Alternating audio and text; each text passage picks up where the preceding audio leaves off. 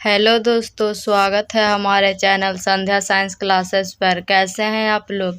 मैं उम्मीद करती हूँ आप सभी मस्त और स्वस्थ होंगे और अपने पढ़ाई पर ध्यान दे रहे होंगे। तो आज की इस वीडियो में हम 12th बोर्ड एग्ज़ाम 2024 से हिंदी का 7वां चैप्टर ओ सदनीरा, जिसके लेखक हैं जगदीश चंद्र माथुर, इसका सब्जेक्टिव क्वेश्चन आंसर 2024 एग्ज़ाम के लिए पढ़ेंगे। तो इस चैप्टर का आप लोग का ऑब्जेक्टिव क्वेश्चन हो गया है, जाके हमारे चैनल पर देख लीजिएगा। संध्या साइंस क्लासेस। तो आइए पहला नंबर क्वेश्चन पढ़ते हैं। चंपारण क्षेत्र में बाढ़ की प्रचंडता के बढ़ने के क्या कारण है? इसका उत्तर, चंपारण में अनेक जगहों से अनेकों लोग आए, जिसमें युग में मुगल के आगमन के साथ ही जंगल बेरहमी से काटे जाने लगे थे। वृक्ष जो हैं पानी के बहाव को काफ़ी हद तक रोकते हैं और अपनी जड़ों में भी उसको समेट रखते हैं।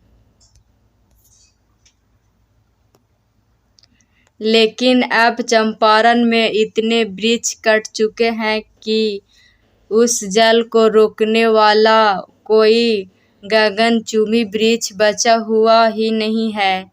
यही कारण है कि चंपारण क्षेत्र में बाढ़ की प्रचंडता दिखाई देती है।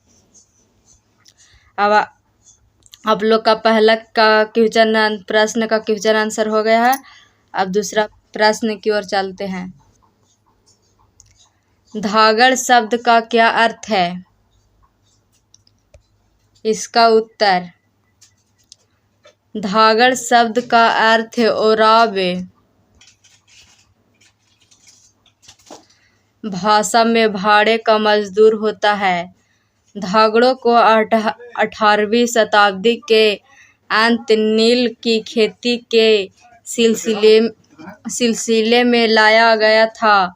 ये लोग दक्षिण बिहार के छोटा नागपुर पठार से लाए गए और वहाँ की आदिवासी जातियों ओराव, मुंडा, लोहार इत्यादि के वंशज हैं।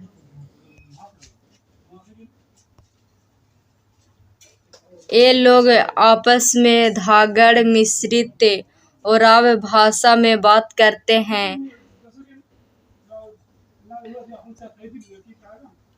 और दूसरों से भोजपुरी या मधेसी में निबंध के अनुसार धागड़ों का सामाजिक जीवन बेहद उल्लासपूर्ण है।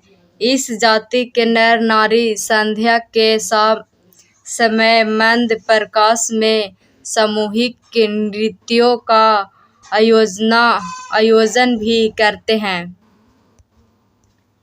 आप लोग का दूसरा प्रश्न का भी क्वेश्चन आंसर हो चुका है। अब तीसरा प्रश्न की ओर चलते हैं। अंग्रेज नील्हे किसानों पर क्या अत्याचार करते थे?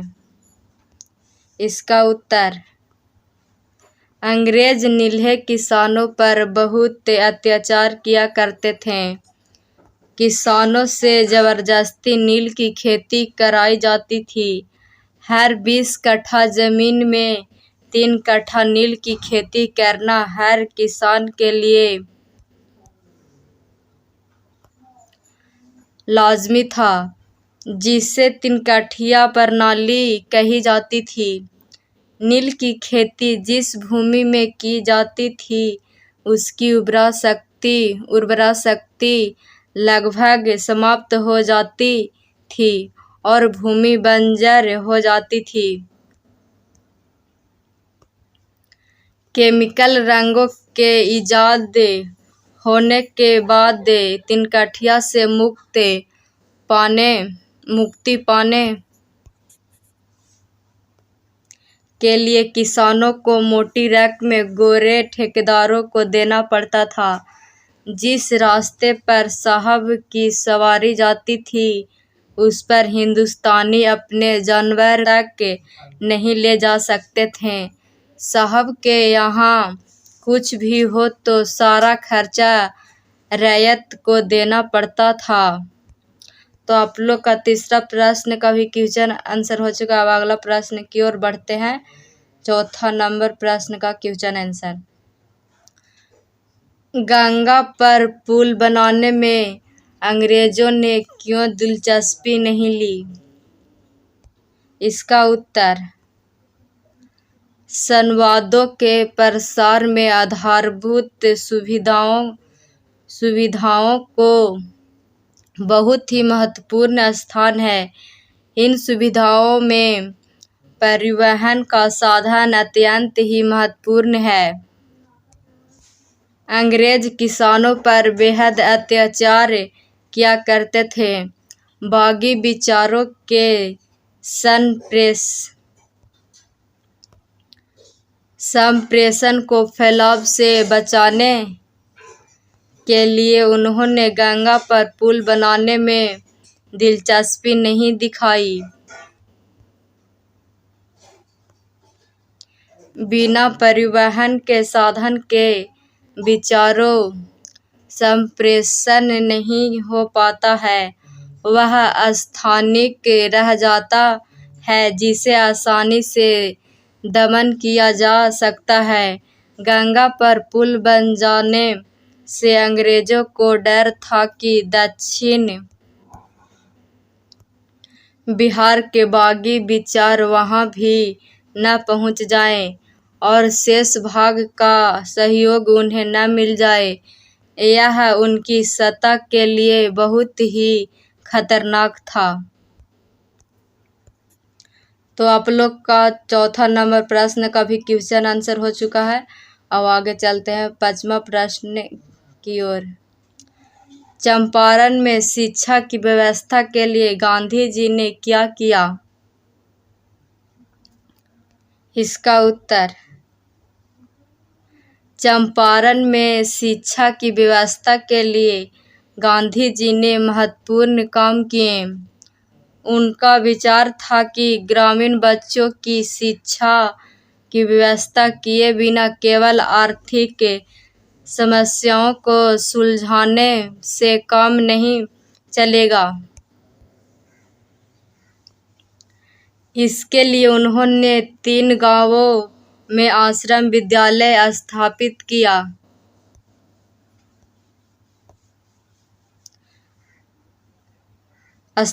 किया। बड़हरवा, मधुबन और भितहरवा। कुछ निष्ठावान कार्यकर्ताओं को 3 गांवों में तैनात किया। बड़हरवा के विद्यालय में श्री बबनजी गोखले और उनकी विदुषी अवंतिकाबाई गोखले ने चलाया। मधुबन ने नरहरिदास पारिख और उनकी पत्नी तथा अपने सेक्रेटरी महादेव देसाई को नियुक्त किया। भितिहरवा में वयोवृद्ध डॉक्टर देव और सोपान जी ने चलाया। बाद में पुंडलिक जी गए। स्वयं कस्तूरबा भितिहरवा आश्रम में रही और इन कर्मठ और विद्वान स्वयंसेवकों की देखभाल की। तो आप लोग का 5वां नंबर प्रश्न का भी क्वेश्चन आंसर हो करा चुके हैं। अब अगला प्रश्न की ओर बढ़ते हैं। 6ठा नंबर प्रश्न, गांधी जी के शिक्षा संबंधी आदर्श क्या थे? इसका उत्तर, गांधी जी शिक्षा का मतलब सुसंस्कृत बनाने और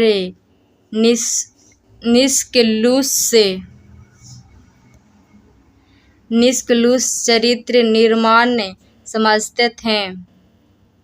अपने उद्देश्य की प्राप्ति के लिए आचार्य पद्धति के समर्थक थे, अर्थात बच्चे सुसंस्कृत और निष्कलुष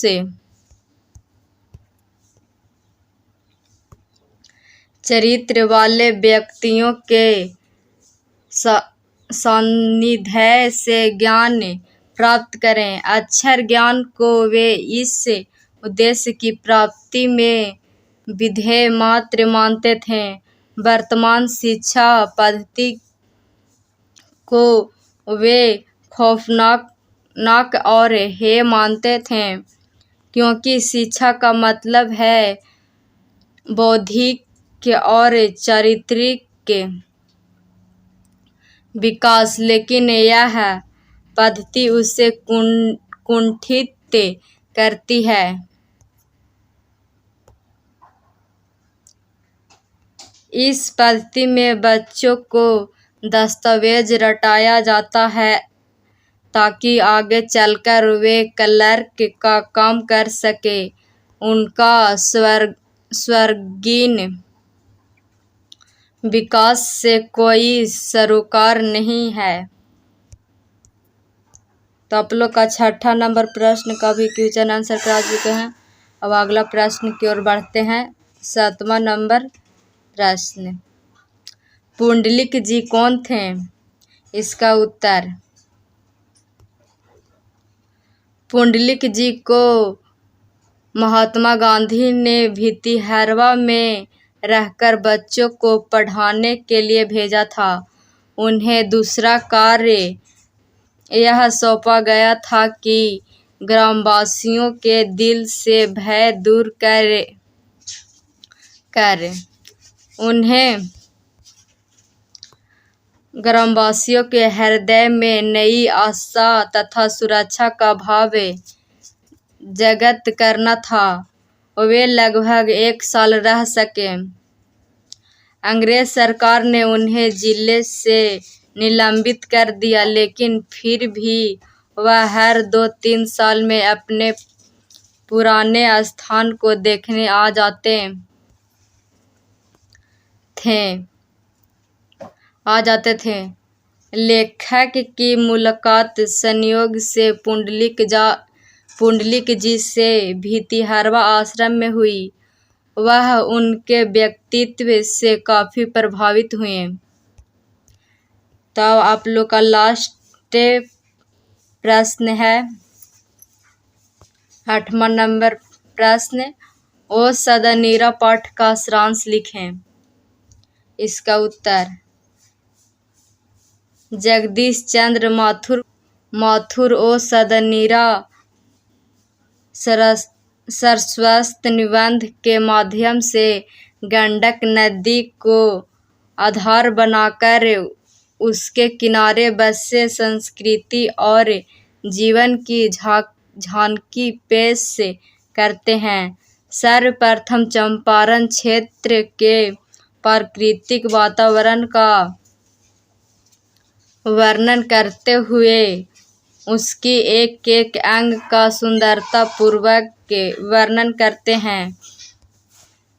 वे बताते हैं कि नदियों में बाढ़ आना मनुष्य के स्वार्थ के कारण है। यदि महावन जो चंपारण से गंगा तट तक फैला हुआ था न कटता तो बाढ़ न आती। वही वह